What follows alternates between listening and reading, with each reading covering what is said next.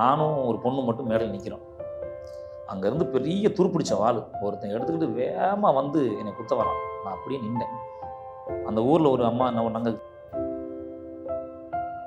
Lottery bumper அடித்தது மாதிரி ஒன்றும் கிடைக்கல, லக்கில் கிடைக்கல. சின்ன சின்னதாக அடிபட்டு மிதிப்பட்டு ஒரு ஒரு பெரிய போட்டிகளுக்கு மத்தியில் நம்ம வந்து என்ன அந்த பாட்டை ரசித்தவங்கலாம் அங்கேயே நிற்கிறாங்க. ஆடியங்கிறத போல மாதிரி இல்லையே, அத்தை மக மாதிரி இல்லையே அப்படின்னு கேட்குறாங்களே. நான் அதுக்கு மேலேயும் பெரிய பொருள் செலவு பண்ணுறேன், பெரிய உழைப்பு போடுறேன். உங்களை எப்போ ஹீரோவா பார்க்க முடியும் அப்படின்னு சொல்லிட்டு ஒரு கேள்வி. கண்டிப்பாக அவங்க அப்படி கேட்க மாட்டாங்க. என்னை ஹீரோ தானே பார்க்குறாங்க, அதை பாட சொல்லி இதை பாடுன்றான். இது எப்படி பாட முடியும்னு இன்னும் வரைக்கும் என்ன அம்மா இருப்பான்னு அப்படின்னு என்னை ஒரு அசிங்கம் ஒரு வார்த்தையை அவ்வளோ கூட்டத்துக்கு மத்தியில் என்னை ரசிக்கக்கூடிய ஒரு கூட்டத்துக்கு மத்தியில் என்னை கேட்கும்போது, கரகாட்ட கலைஞர்லாம் நிறைய பேர் பார்த்துருக்கேன். நான் பக்கத்தில் இருந்து ஆடியன்ஸ் வந்து ரொம்ப அருவருக்குத்தனமாக நடந்துக்கிறது, அவங்களோட செய்கையாக இருக்கட்டும், அவங்க நடவடிக்கையாக இருக்கட்டும், பார்க்குறதும் கை காலை வச்சுட்டு சும்மாலாம் இருக்க மாட்டாங்க. அந்த மாதிரிலாம் நிறைய நடக்கும். நான் மைக் ஆஃப் பண்ணது அவனுக்கு பெரிய அவமானமாக போச்சு. அவன் ஊரில் பெரிய ரவுடி. அப்போ அவனுக்கு பெரிய அவமானமாக போச்சு. இப்போ என்ன பண்ணிட்டான்னா, திடீர்னு பார்த்தீங்கன்னா ஒரு பக்கத்து நாசுர கலைஞர் இருந்தார். அந்த நாசுரத்தை எடுத்து ஒரே அடி.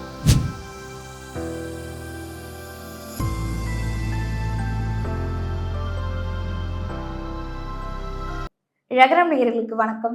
இன்னைக்கு நம்ம கூட வந்து ஒரு ஸ்பெஷல் கெஸ்ட் தான் இருக்காங்க. மக்கள் இசை கலைஞர் ஆந்தக்குடி இளையராஜா அவர்கள். வணக்கம் சார். வணக்கம். எப்படி இருக்கீங்க?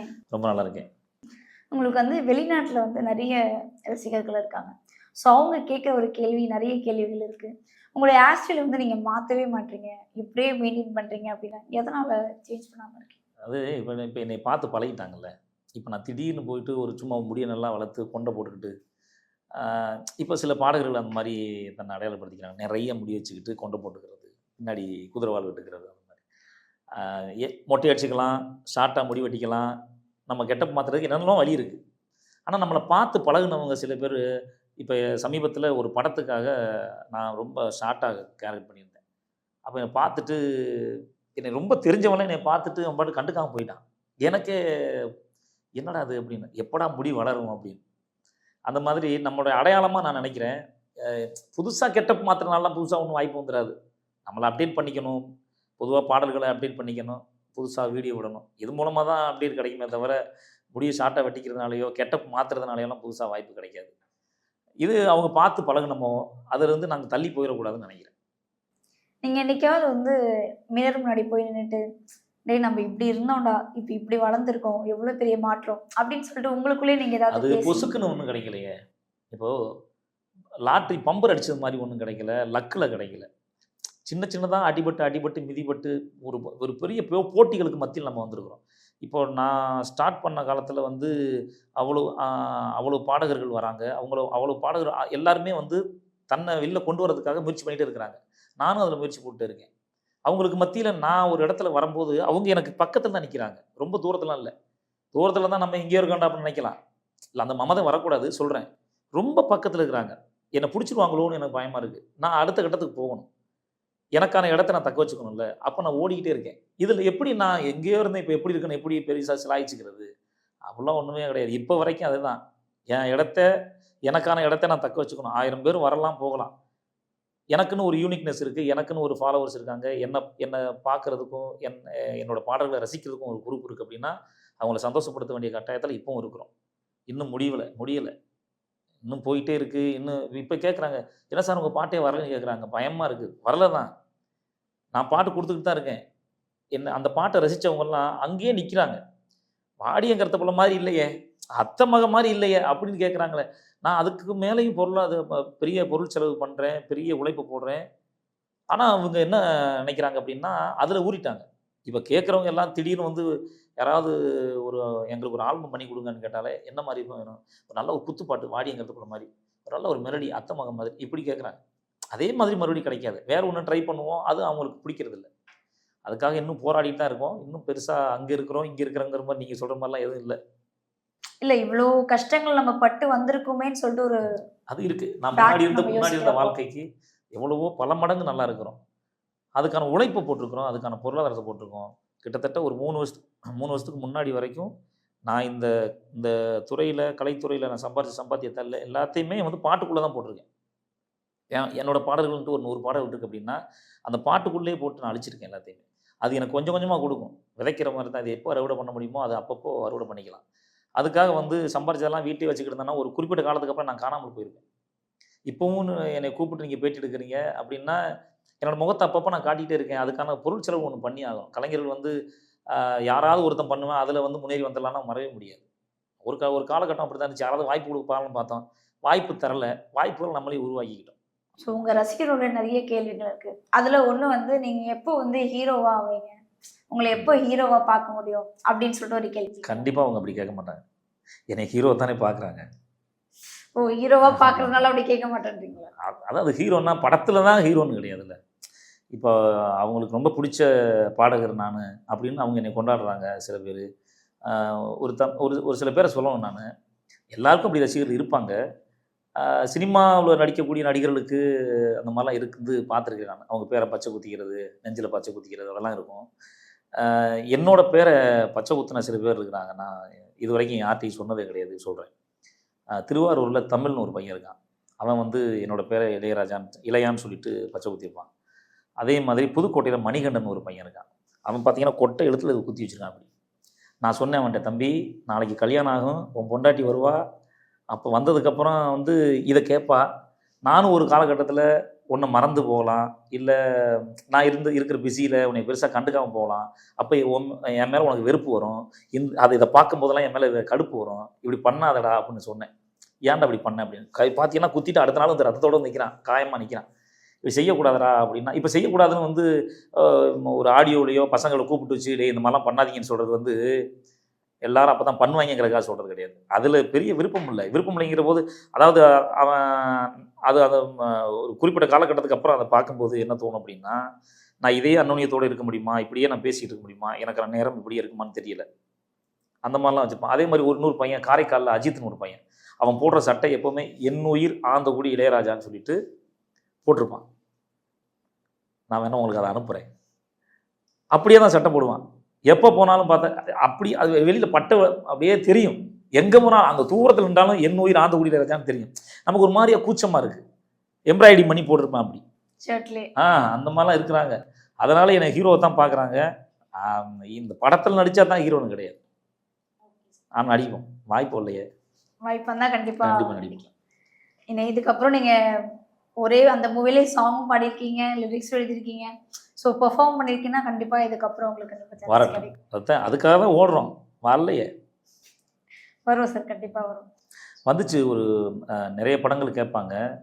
என்ன எப்படி மிஸ் ஆகுது அப்படின்னா, எனக்கான ஒரு உலகம் இருக்கு. நான் வந்து மேடை கச்சேரி பண்ற ஆளு. வருஷத்துல ஒரு 150 நிகழ்ச்சி பண்றேன் அப்படின்னா, அந்த 150 நிகழ்ச்சிக்கு என்னை சார்ந்த கலைஞர்கள் 25 பேர் இருக்கிறாங்க. நான் ஏனோ தானோன்னு அவங்கள விட்டுட்டு இப்படி வர முடியாது. நான் இங்க வரணும் அப்படின்னா, அத இழந்துட்டு தான் இங்க வரணும். அப்படி நான் வரும்போது என்ன ஆயிரும், இத்தனை வருஷமா என் கூடவே இருந்தவங்கள வேற யாரும் புதுசாலாம் டக்குன்னு உடனே கூப்பிட மாட்டாங்க. ஒரு டீம் அப்படின்னா, அவங்கவங்க டீமுக்கு கலைஞர்களுக்கு தான் வாய்ப்பு குடுப்பாங்களே தவிர, என்னோட கலைஞர்களுக்கு வாங்க அப்படின்னு சொல்லிலாம் குடுக்க மாட்டாங்க. அப்ப அவங்கள அம்போன்னு விட்டு வர்றதுக்கு மனசு இல்ல, 1. இன்னொன்னு நெறைய வருமானம் இருக்கு. நெறைய பொருளாதாரம் நெறைய சம்பாத்தியம் குடுக்குது. இத நம்பியே எ நெறைய ஊர்ல கச்சேரிகள் குடுக்குறதுக்கு நெறைய ஆட்கள் இருக்காங்க. அப்படி பொசுக்குன்னு அப்படி விட்டு வர முடியாது. ஒரு வேளை நான் இங்க தோத்து போயிட்டேன்னு வச்சுக்கங்களேன், அது எப்பவுமே எனக்கு குடுக்கும். ஆனா மறுபடியும் போய் ரீஸ்டார்ட் பண்ண முடியாது என்னால. அதனால கிடைக்கிற வாய்ப்பு இப்போ பார்த்தீங்கன்னா, ஒரு 4, 5 மாசம் ஃப்ரீ. இந்த இந்த டயத்துல வரக்கூடிய வாய்ப்புகள மட்டும் தான் நான் பயன்படுத்துறேன். இதுவரைக்கும் எந்த சினிமா கம்பெனிக்கு நான் போய் அப்ரோச் பண்ணி எனக்கு வாய்ப்பு குடுங்கன்னு இதுவரைக்கும் கேட்கவே இல்ல. நம்மளோட பதிவுகள், படைப்புகள் இதெல்லாம் பார்த்துட்டு, இந்த மாரி ஒண்ணு இருக்கு பண்றீங்களான்னு கேட்குறாங்க. இது பாட்டுன்னா ஒரு 2, 3 நாள்ல முடிஞ்சிரும் எனக்கு. நான் அப்படி போயிட்டு டக்குன்னு உடனே வந்துருவேன். பாடுறதா இருந்தா ஒரு 1 1/2 மணி நேரத்துல முடிஞ்சிரும். அப்படி என்னால பண்ண முடியும்.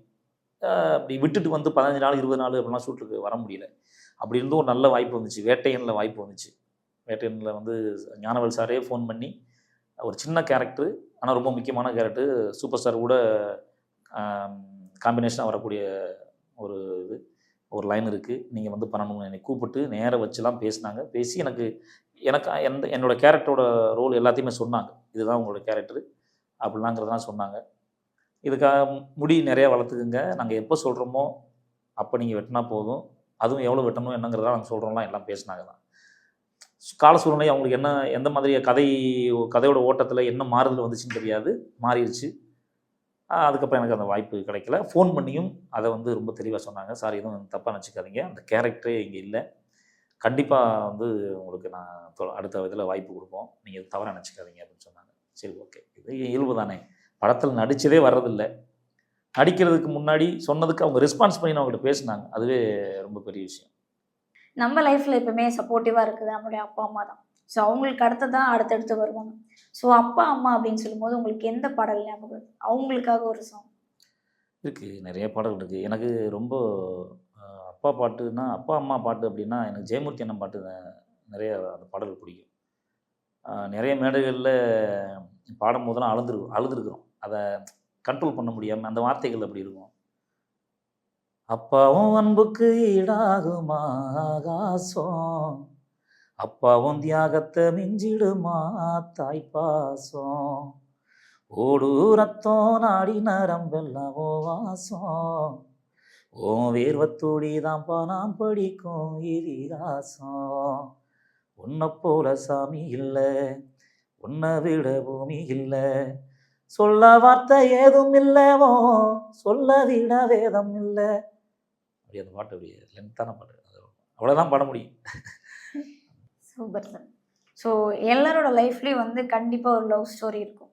என்னதான் வந்து நம்ம நிறைய கட்டங்கள் கடந்து வந்தாலுமே அந்த லவ் ஸ்டோரி வந்து எப்பயுமே நம்மளுக்கு மறக்காது. ஸோ உங்களுக்கு ஏதாவது ஒரு லவ் ஸ்டோரி இருந்திருக்கா? இல்லை நீங்கள் உங்களோட வாய்ஸ் உங்களுடைய பாட்டு வச்சு ஏதாவது ஒரு பொண்ணை கரெக்ட் எத்தனை அளவு நீங்கள் வேற காதல் இருக்குது, அது சொன்ன காதல், சொல்லாத காதல், மறைச்சது, மறைக்காதது, இப்படி நிறையா இருக்குது. இருந்தாலும் எனக்கு லவ்வு அதில் ஒரு இன்சிடெண்ட்டு அப்படின்னா சில விஷயங்கள் ஞாபகம் வரும். அதெல்லாம் எங்கேயாவது எப்பாவது படம் பண்ணும்போது வந்து அந்த அந்த சீன்லாம் உள்ளே வைக்கணும் அப்படின்னு ஆசை இருக்குது. எப்படின்னா, நான் ஒரு பொண்ணை லவ் பண்ணேன், அந்த பொண்ணு என்னை வந்து ரொம்ப உதாசீனப்படுத்திட்டு போயிடுச்சு. போயிடுச்சுன்னா ஒரு பெரிய கூட்டத்துக்கு மத்தியிலே என்னை ரொம்ப செருப்பால் அடிப்பேன்னு கேட்டு போயிடுச்சுன்னு வச்சுங்களேன். போயிடுச்சு, ரொம்ப அசிங்கமாக போச்சு. அப்போது வந்து பள்ளி பருவம் தான், ஃபெயில் ஆகிட்டேன் நான். நானும் ஃபெயிலு, அந்த பொண்ணும் ஃபெயிலு. எத்தனாவது படிக்கும்போது? 9th fail. இப்போ என்ன அப்படின்னா, ஊர்லலாம் இந்த 9th வரைக்கும் யார் வந்து ரிசல்ட் போடுவாங்க அப்படின்னா, ஒரு உத்தேசமாக ரிசல்ட் போடுவாங்க. யாருன்னா ஸ்கூலில் சத்துணவு வாத்தியார், இல்லை அவங்க மாதிரி ஆட்கள் வந்து போடுவாங்க. அப்படி போட்டதில் வந்து நானும் அந்த பொண்ணு ஒரு டைம் பேசிகிட்டு இருக்கும்போது ஒருத்தர் பார்த்து கண்டிச்சார். எனக்கு தெரிஞ்சுட்டு அவர் தான் அந்த வேலையை பண்ணியிருக்கணும் அப்படின்னு நான் நினச்சேன். அப்போ என்ன ஆயிடுச்சுன்னா, மறுபடி 9th செகண்ட் இயர் வந்து படிக்கிறேன். வீட்டில் ரொம்ப ஃபோர்ஸ் பண்ணி செகண்ட் இயர் படிக்கிறேன். ஆமாம், 9th ஃபெயிலாக பண்ணோன்னே சரி போயிடலாம், இனிமேல் அங்கே போய் தலை காட்டக்கூடாது, நமக்கு பின்னாடி உள்ளவங்களாம் நம்ம கூட வந்து படிக்கும்போது அசிங்கமாக இருக்கும் அப்படிலாம் நினைக்கிறேன். 9th மறுபடியும் செகண்ட் இயர் படிக்கிறோம், அந்த பொண்ணு செகண்ட் இயர் படிக்கும். 9th 2 பேரும் முதல்ல பி கிளாஸு, 9th மொத்தம் வந்து ஏபிசி இருக்குது. இப்போது என்ன பண்ணிட்டாங்கன்னா 3ஐயும் சஃபுல் பண்ணி பிரிச்சுட்டாங்க. அந்த பொண்ணு சி கிளாஸு, நான் ஏ கிளாஸ்.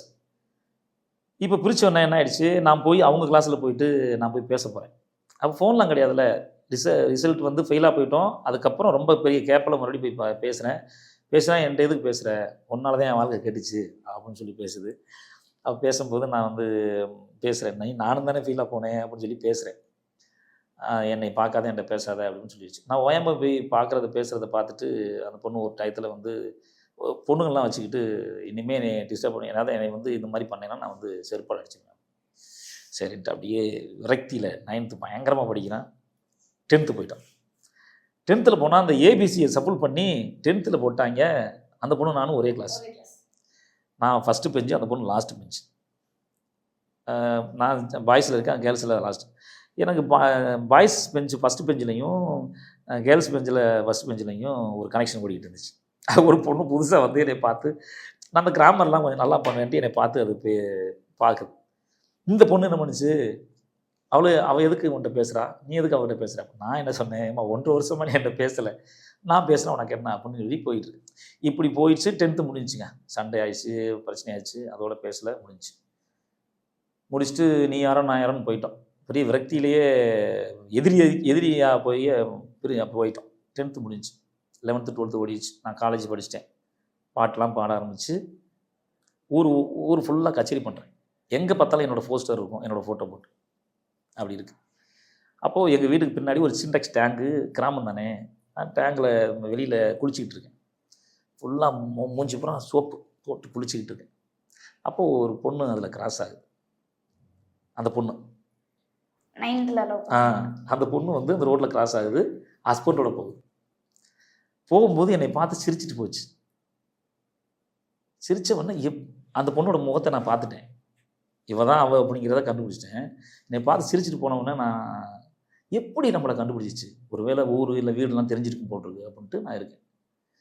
சரின்ட்டு போய் கடந்து போனதுக்கப்புறம் தண்ணி அள்ளி ஊற்றிட்டு இப்படி பார்க்குறேன். அந்த சின்டெக்ஸ் டேங்கில் பெரிய போஸ்டர் ஒட்டியிருக்கு. அந்த குடி இளையராஜா கச்சேரி நடைபெறும்ன்ட்டு என் ஃபோட்டோ போட்டு. அந்த பொண்ணு என் என்ன பார்க்கல, அந்த போஸ்டரை பார்த்து சிரிச்சு போச்சு. அந்த மாதிரி ஒரு பெரிய இன்சிடென்ட்டு. நல்லா இருக்குல்ல? ஸோ அவங்கள வந்து இப்போ எப்பயாவது மீட் பண்ணியிருக்கீங்களா இந்த டைமில்? பார்க்கல, இது வரைக்கும் பார்க்கல. வருத்தம்லாம் ஒன்றும் கிடையாது. அது ஒரு நல்ல ஒரு குட் மெமரிஸ். ஆமாம். உங்களுடைய பாடல்ல வந்து இப்போ இருக்க பசங்க வந்து இந்த பொண்ணை கரெக்ட் பண்ணணும்னா இந்த பாட்டை பாடி கரெக்ட் பண்ண நீங்கள் அப்படின்னு வேறு சொல்லிட்டு நிறைய ஏதாவது கச்சேரி போன இடத்துல நிறைய பேர் சொல்லியிருக்காங்க, அண்ணே நீங்கள் எனக்கு மாமா முறை அப்படின்னு. என்னடா மாமா முறை? உங்கள் அத்தை மக பாட்டை வச்சு தான் அவளை கரெக்ட் பண்ணேன். நிறைய பேர் சொல்லியிருக்கிறாங்க. இந்த அத்தை மக பாட்டு நிறைய பேர் எனக்கு என்ன பண்ணுவாங்கன்னா எழுதி அனுப்புவாங்க. நான் அன்னைக்கு இந்த பாட்டை நான் குறிப்பிட்டு அவளுக்கு நான் அனுப்பியிருக்கேன், அதை உங்களுக்கு ஸ்க்ரீன்ஷாட் எடுத்து அனுப்பியிருக்கேன் பாருங்கள் அப்படின்னு. அந்த மாதிரி நிறைய நடந்திருக்கு. அத்தை மக பாட்டு அப்படியே எங்களுக்கு பாடுங்க. அத்தை மக ஒன்ன நினச்சி அழகு கவிதை ஒன்று வடித்தேன். அத்தை மக ஒன்ன நினச்சி அழகு கவிதை ஒன்று வடித்தேன். அத்தனையும் மறந்து விட்டேன் அடியே உன்னை பார்த்ததுமே. அத்தனையும் மறந்து விட்டேன் அடியே உன்னை பார்த்ததுமே. அடி அஞ்சுகமே உன்னை கொஞ்சனுமே. நாம் இல்ல செய்தி சொல்ல ஒரு வார்த்தை ஒன்றும் வரவில்லை. குயிலு கத்தும் தோப்புக்குள்ள குறு குறுன்னு பார்க்கையில. மனசுக்குள்ள குடிசை ஒன்று மடமடன்னு சரியுதையா. வெயில் வரும் நேரத்தில் மொட்டை மாடி வடகம் போல. நீயும் இல்லா நேரத்தில் நினப்பு மட்டும் காயுதையா. கண்ணால வல விரிச்சு தன்னால புலம்ப வச்ச பொண்ணோட மனசுக்குள்ள பொல்லாத காதலை வச்ச. அடுத்த அப்டேட்டு அப்படின்னு பார்த்தீங்கன்னா, நான் பொதுவாக எனக்காக நிறையா ஓடிட்டேன். அடுத்து என் பையன் பாடுறான்னு தெரிஞ்சிச்சு. சும்மா ஒரு கவர் சாங்கு பாடியிருந்தான். புஷ்பா படத்துலேருந்து ஸ்ரீவல்லின்னு ஒரு சாங் பாடியிருந்தான். அவன் சந்தேகத்தில் தான் பாட வச்சேன். நல்லா பாடிட்டான். சரி, அவனுக்குள்ளே அந்த திறமை இருக்குது, அதை நம்ம வந்து மூவ் பண்ணாமல் இருக்கக்கூடாது. நம்மளை அந்த நேரத்தில் உந்தி தள்ளுறதுக்கு யாரும் இல்லை. அவனை அப்படி விட்டுறக்கூடாது அப்படிங்கிறதுக்காக அவனுக்கு ஒரு ஷார்ட் ஃபிலிம், அதை பைலட் ஃபிலிம் ஒன்று பண்ணோம். நிலவை தேடும் நிழல் அப்படின்னு ஒரு படம். அந்த படம் ஒரு 3/4 மணி நேரம் ஓடக்கூடிய படம். அந்த படத்தை நானே தயாரித்து ஆசிப் சொல்லிட்டு என்னோடய நண்பர் வச்சு டைரக்ட் பண்ணோம். அதுக்குள்ளே ஒரு பாட்டு இருக்குது. அந்த பாட்டை நானே எழுதி மியூசிக் பண்ணேன். அந்த பாட்டை வந்து என் பையன் அவன் நடிக்கிறதுனால அவனை வச்சு பாட வச்சோம். பாட வச்சு அதை ரிலீஸ் பண்ணோம். நல்ல ஒரு நேம் கிடைச்சிது. இப்போ அந்த படம் வந்து அடுத்த கட்ட நகர்வுக்கு போயிட்டுருக்கு. ஒரு வேளை ஓடிடி அந்த மாதிரி ஏதாவது பேசி கொடுக்கலாம் அப்படிங்கிற ஐடியா இருக்குது. நல்லா வந்திருக்குன்னு நினைக்கிறோம். அதை அவங்க பார்த்துட்டு அதுக்கான எல்லா இதுவும் அதில் இருந்துச்சு அப்படின்னா அவங்க வாங்கிக்குவாங்க. வாங்கி அதை உலகம் பூரா கொண்டு போய் சேர்ப்பாங்க அப்படிங்கிற நம்பிக்கையில் ஓடிடி தளத்தை நோக்கி போயிட்டுருக்குறோம். ஸோ நிறைய அரசியல் மேடைகளில் வந்து நீங்கள் பாடிருக்கீங்க. ஸோ அந்த ஒரு எக்ஸ்பீரியன்ஸ் எப்படி இருக்குது? இல்லை, பொதுவாக நான் அரசியல் சார்ந்து ஜாதி சமுதாயம் சார்ந்து பாட மாட்டேன். பாடினதில்லை, நிறைய பாடினதில்லை. சில நேரங்களில் ஒரு மேடையில் வந்து விக்கிரவாண்டி பக்கத்தில் நினைக்கிறேன் ஒரு ஊரில் ஒரு நிகழ்ச்சி, வேறு ஒருத்தரோட நிகழ்ச்சிக்கு நாங்கள் மட்டும் கெஸ்ட்டாக போகிறேன். என்கிட்ட நான் பேசும்போது, இல்லை சார் அரசியல் ஜாதி சார்ந்து பாடல்கள் நாங்கள் பாட மாட்டோம் அப்படின்னு சொல்லிடுறோம். இப்போது ஒரு மேடைக்கு கச்சேரி போகிறேன், நான் மட்டும் போகிறேன். மற்ற டீம் எல்லாம் சென்னையிலேருந்து வர்றாங்க. அங்கே போனால் ஒரு குறிப்பிட்ட நபர்கள் மட்டும்தான் இன்ஸ்ட்ருமெண்ட்டாக இருக்கட்டும், சிங்கர்ஸ் வந்து இருக்கிறாங்க. ஒரு 2 பாடகர், ஒரு பாடகர் ஒரு பாடகி, 3 இன்ஸ்ட்ருமெண்ட் தான் இருக்குது. அவங்க என்ன சொல்லி பேசுகிறாங்கன்னு தெரியல. ஆனால் எனக்கு அது செட் ஆகலை. நான் ரொம்ப கஷ்டப்பட்டு அவங்கள இருக்கிறத வச்சு மேட்ச் பண்ணி நான் போயிட்டுருக்கேன். தொடர்ந்து என்ன பண்ணுறாங்கன்னா, என்னையே பாட சொல்லிகிட்டே இருக்கிறாங்க. ஒரு கட்டத்துக்கு மேலே என்னால் முடியல, அவ்வளவு பாடிட்டுருக்கோம். இப்போ அந்த ஊரில் ஒரு இது வைக்கிறாங்க. எப்படின்னா, ஒரு குறிப்பிட்ட ஒரு சமுதாயத்தை பற்றி ஒரு பாட்டு கண்டிப்பாக நீங்கள் பாடி ஆகணும்னு கேட்குறாங்க. இப்போ இவங்களுக்கு யாருக்குமே தெரியலை, எல்லாம் கொந்தளிக்கிறாங்க. பாடலைன்னா ஒன்றும் பண்ண முடியாது, காசு கொடுக்க மாட்டான், பணம் கொடுக்க மாட்டான்னு மிரட்டுறாங்க, சத்தம் போடுறாங்க, அந்த மாதிரி போயிட்டு இருக்கு. இந்த நேரத்தில் நான் வீராப்பு பிடிச்சிக்கிட்டு இருந்தேன் அப்படின்னா, அந்த வந்திருந்த கலைஞர்களும் வந்து கண்டிப்பாக ஒரு பெரிய இழப்பு அவங்களுக்கு ஏற்பட்டிருக்கும். இல்லை யாரோ ஒருத்தர் போய் பேசவோ, அவதூறா திட்டவோ, அடிக்க கூட போயிருப்பாங்க. ஏன்னா அந்த மாதிரியான ஒரு சூழ்நிலையில் அங்கே உருவாகுது. பாடியே ஆகணும் அப்படின்னு சேர்லாம் தூக்கி போட்டு உடைக்கிறாங்க. அப்படி இருக்கிற சூழ்நிலையில் வேறு வழியே இல்லாமல் எனக்கு தெரிஞ்சது என்னவோ அதை பாடி அந்த நேரத்தில் இருந்த குழப்பத்தை முடிச்சு விட்டேன். இப்போது அடுத்த நாளே அது பெரிய வைரல் ஆகுது, நான் பாடிட்டேங்கிறது. இது எப்படி எடுத்துக்கிறது? நான் என்னோடய கொள்கையிலையும் நான் ஒரு பிடிமானத்தில் இருக்கிறேன் அப்படின்னா, அதை உடைக்கிறது இங்கே யார் அப்படின்னா இந்த சூழ்நிலைகள். இப்போ இவர் இங்கே நீங்கள் அங்கே பாடினீங்கல்ல, இங்கேயும் பாடுங்க அப்படின்னு என்ன கேட்பான். இந்த ஒரு பிரச்சனைக்காக தான் நான் வந்து எங்கேயுமே பாடுறதில்ல. இப்போ அவன் கேட்குறான்ல, அந்த வீடியோ எடுத்து காட்டுறான், இங்கே எப்படி பாடினீங்க, எங்களுக்கு பாடுங்க அப்படின்னு வேறு சமுதாயத்துக்காரன் கேட்குறான். இதை எப்படி எடுத்துக்கிறது? இன்னும் இந்த பேட்டி மூலமாக நான் ஒரு சில விஷயங்களை சொல்ல விரும்புகிறேன். இப்போது நிகழ்ச்சி கொடுக்குறவங்க அவங்கக்கிட்ட நாங்கள் நிகழ்ச்சிக்கு போகும்போது என்ன சொல்லிடுவோம்னா, ஜாதி அரசியல் சம்மந்தமாக பாடல்கள் பாட மாட்டோம்னு சொல்கிறோம். சில பேர் பாடுறாங்க, சில விருப்பப்படுவாங்க. அந்த ஊரில் அது ஒரு பெரிய எப்படி சொல்கிறதுன்னா, அதுதான் பெரிய தன்மான பிரச்சனையாக இருக்கும். அவங்க கண்டிப்பாக பாடி ஆகணும்னு ஊருக்காரங்க சொல்லுவாங்க. இப்போது எங்களை மாதிரி ஆட்கள் வந்து ஒரு இடத்துல பாடிட்டு இன்னொரு இடத்துல போய் பாடும்போது, நீங்கள் அங்கே பாடினீங்களே இங்கேயும் பாடுங்கங்கிற ஒரு பெரிய இக்கட்டான சூழ்நிலைக்கு நாங்கள் தள்ளப்படுறோம்ல. அதனால எங்கேயுமே பாடாம விட்டுட்டோம்னா அது பிரச்சனை கிடையாதுன்னு நாங்கள் நினைக்கிறோம். ஆனால் இப்போ போகும்போது ஊர்க்காரங்கிட்ட ஒத்துக்கிட்டு நாங்கள் எழுதி வாங்கிறோம், நாங்கள் பாட மாட்டோம்னு. சரி, அது ஒன்றும் பிரச்சனை இல்லை, நீங்கள் பாட வேணாம்னு சொல்லிடுறாங்க. சொல்லிவிட்டு ஊருக்கு போனதுக்கப்புறம் பாருங்க சார், ஒன்றும் பிரச்சனை இல்லை, பார்த்துக்கலாம் அப்படின்றாங்க. நாங்கள் இப்போ எங்கே இருக்கிறோம்? அவங்க ஊரில் இருக்கிறோம். நாங்கள் ஒரு 20 பேர் போயிருக்கிறோம். அது ஒரு ஊர். அந்த ஊருக்கு மத்தியில் போய் நாங்கள் மாட்டியிருக்கோம். பாடுங்க சார் அப்படின்றாங்க. நான் என்ன சொல்கிறேன் அப்படின்னா, காவல்துறையும் முதல்ல என்னை கூப்பிட்டு என்ன சொல்கிறாங்க, நீங்கள் இந்த மாதிரி பாட சொன்னால் பாடாதீங்கன்னு சொல்கிறாங்க. நான் இதை நம்பி அவங்க மேலே உள்ள பெரிய நம்பிக்கையில், இல்லை சார் காவல்துறையே சொல்லிட்டாங்க சார், நீங்கள் போய் வேணால் அனுமதி வாங்கிட்டு வாங்க நம்ம சொல்கிறோம். காவல்துறை ஒத்துக்கிட்டால் நாங்கள் பாடுறோம் அப்படின்னு எதை வச்சு சொல்கிறோம் அப்படின்னா, காவல்துறை சொன்னதுனாலே நாங்கள் சொல்கிறோம். காவல்துறை கொஞ்சம் நேரத்தில் பாடுங்க சார்ன்றாங்க. இங்கே யாரும் மாட்டிக்கிறது? அது காவல்துறையும் ஒரு ஒரு பெரிய இறுக்கத்தில் இருக்கணும். இல்லை சார் முடியாது அப்படின்னு சொல்லணும். என்கிட்ட ஒரு வார்த்தை சொல்லிவிட்டு அங்கேயும் போய் ஒரு வார்த்தை சொல்லி நாங்கள் அந்த இடத்துல மாட்டிக்கிறோம். நாங்கள் அந்த மாதிரிலாம் நிறைய நடக்குது. அதனால் வந்து நிறைய நான் அரசியல் மேடைகள்லையோ இல்லை ஜாதி சம்மந்தப்பட்ட மேடைகளில் நான் கலந்துக்கிறது இல்லை, பாடுறதில்லை. சில நேரங்கள் இந்த மாதிரி சில நேரங்கள் அமையுது, வேறு வழி இல்லை. இந்த மாதிரி சீன்லாம் பார்த்துட்டு சென்சார் போர்டு வந்து இதை வந்து எப்படி எடுத்துக்கிறாங்க, இதை அவர் கரெக்டாக பேசியிருக்காரு அப்படின்னு எடுத்துக்கிறாங்களா எனக்கு புரியல. அந்த அந்த சீனை வந்து ஒரு தாயும் பொண்ணும் இல்லை தகப்பனும் பையனும் இருக்கிற இடத்துல, ஒரு தகப்பனும் மகளும் இருக்கிற இடத்துல அந்த சீனை போட முடியுமா? போட முடியாது. மன்சூர் அலிகானுடைய சமீபத்தைய ஒரு வீடியோ நான் பார்த்தேன். அதே மாதிரி அதுக்கு முன்னாடி மொட்டை ராஜேந்திரன் ஒரு ஹாஸ்பிட்டலில் வந்திருப்பார், அவுட் பேஷண்ட்டாக வந்திருப்பார். அதுக்கு ஒரு வார்த்தையை பயன்படுத்தியிருப்பாங்க. இதெல்லாம் விடலாம் நாங்கள் யாரும் பேசலை. முதல்ல சினிமா திருந்தட்டும், அதுக்கப்புறம் நாட்டுப்புற கலைஞர் நாங்கள் திறந்துடும். இது வந்து வாழையடி வாழையா ஆரம்பத்திலேருந்து இப்போ வரைக்கும் இலைமறை காயா நாட்டுப்புற கலை நிகழ்ச்சிகளில் பேசக்கூடிய வசனங்கள் இலைமறை காயா இருக்குது, இல்லைன்னு சொல்லலை.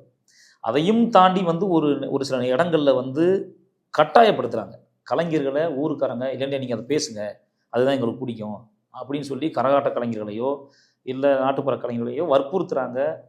அதனால் நாங்கள் பேசுகிறோம். ஏன்னா ஒரு நிகழ்ச்சிங்கிறது வந்து ஜனரஞ்சகமாக போகணும். அந்த இடத்துல உம்முன்னு உட்காந்துக்கிட்டு அவங்க பார்க்க முடியாது. ஜனரஞ்சகமாக போகுதுங்கிறது நான்லாம் இப்போ எப்படி எடுத்துக்கிறேன் அப்படின்னா, எப்போ டபுள் மீனிங் போடணும் அப்போ தான் சிரிக்கிறான். அது வரைக்கும் நகைச்சுவை பண்ணால் சிரிக்கிறதுலாம் இல்லை. அப்போ எப்படி நான் கச்சேரி சூப்பராக இருந்துச்சுன்னு எப்படி திரும்ப நான் பேர் வாங்க முடியும்? இப்படிலாம் டபுள் மீனிங் பண்ணால் தான் பேர் வாங்க முடியுங்கிற மாதிரி ஆயிடுச்சு. அதையுமே ஒரு அளவுக்கு ஒரு காரணத்தோட ஒரு ஒரு குறுகிய வட்டத்துக்குள்ளே ஒரு வரையறைக்குள்ளே இருந்தால் நல்லது. இதை வந்து ரொம்ப இரட்டை அர்த்தம் பேசுகிறாங்க அப்படிங்கிறதெல்லாம் சினிமாவில் அதெல்லாம் நாங்கள் ஒன்றும் பெருசாக பேசலை. அப்படிலாம் நிறைய இருக்குது.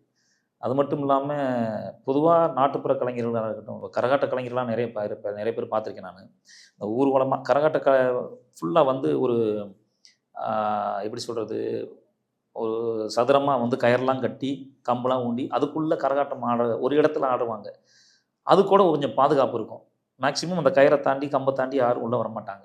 ஆடியன்ஸ் உட்காந்து பார்ப்பாங்க. இவங்களாம் போய் அவங்கள இடித்து பிடிச்சி ஆடினா தான் மட்டும்தான், மற்றபடி அதை தாண்டி எல்லாம் உள்ள வரமாட்டாங்க. ஆனால் அந்த ஊர்வலங்கிற பேரில் இங்கேருந்து ஒரு தெருவை சுற்றி போவாங்க. அப்போலாம் போகும்போதெல்லாம் பார்த்தீங்கன்னா பக்கத்தில் இருந்து ஆடியன்ஸ் வந்து ரொம்ப அருவருக்கத்தனமாக நடந்துக்கிறது, அவங்களோட செய்கையாக இருக்கட்டும், அவங்க நடவடிக்கையாக இருக்கட்டும், பார்க்குற விதம், கை காலை வச்சுட்டு சும்மாலாம் இருக்க மாட்டாங்க. அந்த மாதிரிலாம் நிறைய நடக்கும். அந்த மாதிரி இடங்களில் வேறு ஒன்றுமே செய்ய முடியாது. போகிறது ஒரு 4 பேர் போயிருப்பாங்க. ஒரு ஊர் எல்லாம் தண்ணியில் இருப்பான். அதை தாண்டி கச்சேரி அந்த கரகாட்டத்தை முடிச்சுட்டு அவங்க அதை விட்டு கிளம்பி சம்பளம் வாங்கிட்டு வெளில வரணும். பிரச்சனை பண்ணிக்கிட்டோம்னா நின்று போவோம். அவன் இருக்கிறவன் ஆனால் திடீர்னு கை வைப்பான். இந்த மாதிரி நிறைய நடக்குது. இதெல்லாம் மக்கள் திருந்தணும், அவ்வளோதான். நான்லாம் கொஞ்சம் உண்மையாக சொல்லப்போனால் மேடையில் கலைஞர்களுக்கு மரியாதை இல்லை அப்படின்னா நான் மேடையில் இறங்கியிருக்கிறேன். நிறைய மேடைகளில் இறங்கியிருக்கேன். நான் மைக் ஆஃப் பண்ணிட்டு நான் இறங்கியிருக்கேன். இதுக்காக ஒருத்தன் கத்தியெல்லாம் எடுத்து குத்த வந்தான் தஞ்சாவூர்ல. ஒரு மேடையில் வந்து அவன் எழுதி கொடுத்ததை நான் பாடலை அப்படின்னு. அவன் வந்து ஒரு பொண்ணுக்கு சொல்ல வேண்டியதை கடைசியாக நான் கச்சேரி முடிக்க போகிற சமயத்தில் ஒரு பேப்பர் எழுதி, ஏன் என்னை பார்க்க மாட்டேங்கிற, எதுக்கு என்கிட்ட பேச மாட்டேங்கிற, ஏன் சண்டை போடுற அப்படின்னு ஒரு பேப்பர் எழுதி இதை பாடு அப்படின்றான். அதை பாட சொல்லி இதை பாடுன்றான். நான் சொன்னேன், இதை எப்படிங்க இதை எப்படி பாட முடியும்னு கேட்கும். இன்னும் வரைக்கும் என்ன அம்மா பாடினேன் அப்படின்னு என்னை ஒரு அசிங்கம் ஒரு வார்த்தையை அவ்வளோ கூட்டத்துக்கு மத்தியில், என்னை ரசிக்கக்கூடிய ஒரு கூட்டத்துக்கு மத்தியில் என்னை கேட்கும்போது, நான் இங்கே அவனை விட பலசாலியா, அவனை விட பெரிய ஆளா, அவனுக்கான பொருளாதாரமும் வலிமையும் என்கிட்ட இருக்குதாலாம் எனக்கு தெரியாது. இங்கே நான் ஒரு கலைஞன். நான் பல பேரோட பல பேர் ரசிக்கக்கூடிய ஒரு கலைஞன் நான் இங்கே நிற்கிறேன். அப்படிங்கிற போது இந்த இடத்துல என்னோட தன்மானமோ என்னோட விஷயத்தை நான் விட்டு கொடுக்க முடியல. விட்டு கொடுக்க முடியாமல் நின்றேன். போல்டாக நின்றேன். நான் மைக் ஆஃப் பண்ணது அவனுக்கு பெரிய அவமானமாக போச்சு. அவன் ஊரில் பெரிய ஆள், பெரிய ரவுடி. அப்போ அவனுக்கு பெரிய அவமானமாக போச்சு. இப்போ என்ன பண்ணிட்டான்னா, திடீர்னு பார்த்தீங்கன்னா ஒரு பக்கத்தில் நாதஸ்வர கலைஞர் இருந்தார். அந்த நாதஸ்வரத்தை எடுத்து ஒரே அடித்து நொறுக்கிவிட்டான். கீபோர்டை தூக்கி கீழே எரிஞ்சிட்டான், உடஞ்சிருச்சு. இதை பார்த்தவொன்னே மேலே உள்ள கலைஞர் எல்லாம் செதறி ஓடுறாங்க. நாங்கள் ஒரு 3 பேர் மேடையில் நிற்கிறோம். அதில் 3 பேரில் நான் ஒரு பாடகர், ஒரு பாடகி நிற்கிறோம். அந்த பாடகரையும் கடைசியில் ஒரு பெஞ்சை தூக்கி மேலே போட்டு அவனையும் கீழே தள்ளிட்டாங்க. அவன் ஓடிட்டான். எல்லாரும் போய் தெற்கு தெரியாத ஊரில் போய் ஒவ்வொரு வீட்டுக்கும் போய் நுழைச்சிட்டாங்க. நானும் ஒரு பொண்ணு மட்டும் மேடையில் நிற்கிறோம். அங்கேருந்து பெரிய துருப்பிடிச்ச வாள் ஒருத்தன் எடுத்துக்கிட்டு வேகமாக வந்து என்னை குத்த வரான். நான் அப்படியே நின்றேன். அந்த ஊரில் ஒரு அம்மா என்ன பண்ணாங்க, டப்புன்னு கையை பிடிச்சி இழுத்து என்னை அந்த வீட்டுக்குள்ளே அவங்க ஒரு வீட்டுக்குள்ளே கூட்டிகிட்டு போயிட்டாங்க. கூட்டி போனதுக்கப்புறம் சொல்கிறாங்க, இந்த ஊருக்கு ஏன்டா வந்திய, இந்த ஊருக்கு கச்சேரிக்கு பெர்மிஷனே கொடுக்க மாட்டாங்கடா போலீஸ். நாங்கள் எல்லா ஊர்லேயும் போயிட்டு போலீஸ் பெர்மிஷன் இருக்கான்னு கேட்க முடியாது. ஒரு நிகழ்ச்சி வைக்கிறவங்க, இவ்வளவு பொருள் செலவு பண்ணுறவங்க கண்டிப்பாக பெர்மிஷன் வாங்கியிருப்பாங்க அப்படிங்கிற நம்பிக்கையில் தான் போகிறோம். எல்லா இடத்துலையும் நீங்கள் பெர்மிஷன் லெட்டர் கொடுங்கலாம் சொல்லலாம் அப்படி போகிறதில்ல. இது வரைக்கும் அப்படி போகலை. ஆனால் அது ஒரு பாடம் எங்களுக்கு. இனிமேல் வந்து போகும்போது போலீஸ் ஸ்டேஷனை ஃபோன் பண்ணி இந்த மாதிரி எங்கள் நிகழ்ச்சிக்காக உங்கள்கிட்ட அனுமதி வாங்கியிருக்காருன்னு கேட்டுட்டு தான் போவோம். அந்த மாதிரி ஒரு சூழ்நிலை. அப்படிலாம் வந்து நான் என்னோடய தன்மானத்தை விட்டு கொடுக்கக்கூடாதுங்கிறதுக்காக நான் நின்றுக்கிறேன். உன் காசு எனக்கு பெரிய மேட்டர் இல்லை. அதுக்கப்புறம் போலீஸுக்கு ஃபோன் பண்ணி போலீஸ்லாம் வந்து நாங்கள் வர்ற வரைக்கும் நீங்கள் விட்டு வெளில வராதின்னு சொல்லி அதுக்கப்புறமா எங்களை கொண்டாந்து வெளியில் அவுட்டரை கொண்டாந்து விட்டு போகிற வரைக்கும் போலீஸ் எங்களுக்கு உதவி பண்ணாங்க. பணத்தையும் வாங்கி கொடுத்து அந்த மாதிரி நடக்கும். எப்படின்னா இந்த மக்கள் முதல்ல என்ன, இப்போ என்ன மாதிரி முகந்தெரிஞ்ச கலைஞர்களுக்கு இந்த பிரச்சனைனா, சின்ன சின்ன கலைஞர்லாம் இருக்காங்க. அவங்களாம் எவ்வளோ ஈஸியாக அந்த ஊரில் உள்ள மக்கள் வந்து ட்ரீட் பண்ணுவாங்க சொல்லுங்கள். அதனால் கலைஞர்களை மதிக்கணும். நாங்கள் வந்து இந்த பறையை கையில் எடுக்கலைன்னா அந்த பறை வெறும் பறையாக தான் இருக்கும். நாங்கள் வாசித்தா தான் இந்த கலை வேறு இடத்துக்கு தாவி போகும். இல்லைன்னா அது சும்மா எனக்கெல்லாம் இந்த காட்சி பொருளாக அது சும்மா பறையை வந்து ஆணி அடித்து மாட்டி வைக்கிறதுக்கு. அதை வாசிக்கணும்ல, வாசிக்கிறதுக்கு முதல்ல கலைஞன் இருக்கணும்ல. அப்போ கலைஞர்களுக்குன்னு ஒரு மரியாதை வேணும்ல. கலைஞர்களுக்கு மரியாதை இல்லை அப்படின்னா நாங்கள் இந்த தொழிலை வெறுத்துருவோம்ல. இந்த பொழப்புக்கு சும்மா இருக்கலாம்டா. எத்தனையோ மேடைகளில் நானே அனுபவிச்சிருக்கேன். பாடுறதை விட்டுருண்டா, இதெல்லாம் நமக்கு தேவையா, இந்த ஊரில் வந்து அசிங்கப்படணும் தேவை அப்படிலாம் நான் நினச்சிருக்கோம். அந்த மாதிரி நிறைய இன்சிடென்ட்லாம் நடந்திருக்கு. இப்போ வளர்ந்து வர கலைஞருக்கு வந்து நீங்கள் என்ன சொல்ல விரும்புறீங்க? வளர்ந்து வர கலைஞர்கள் ஒன்றும் சொல்ல வேண்டியதில்லை. அவங்களோட வேலையை சரியாக பார்த்து, என்னென்னா படைப்புகள் மேலே கவனம் இருக்கணுங்க. சம்பாத்தியம் மட்டுமே ஒரு குறிக்கோள் கிடையாது.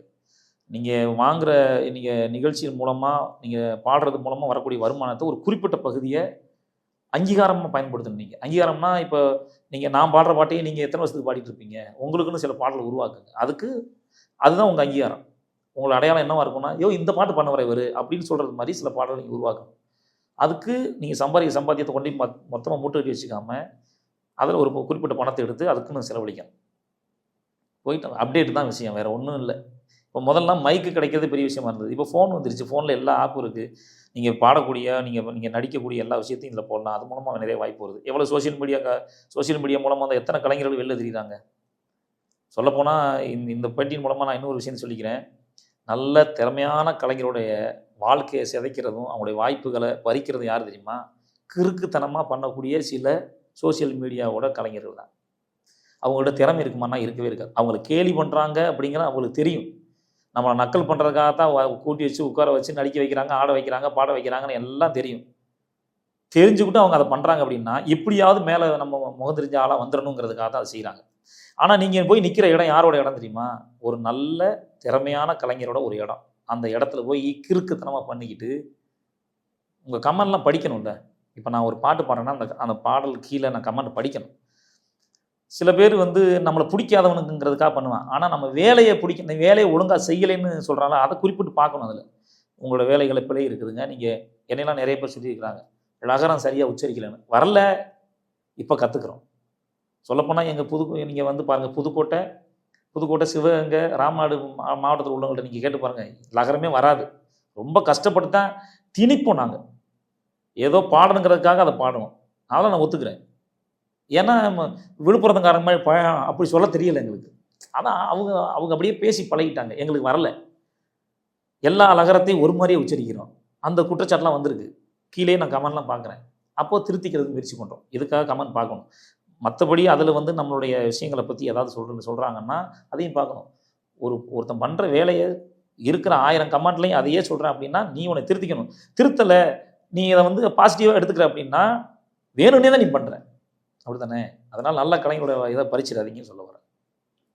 ஸோ இவ்வளோ நேரம் வந்து நிறைய விஷயங்களை சொன்னீங்க. உங்களோட லைஃப் ஸ்டோரியாக இருக்கட்டும், உங்களோட லவ் ஸ்டோரி, உங்களுடைய பாடலோட ஸ்டோரி, அந்த மாதிரி நிறைய விஷயங்கள் வந்து ஷேர் பண்ணீங்க. இன்னும் நம்ம நிறைய பேசணும் சார்.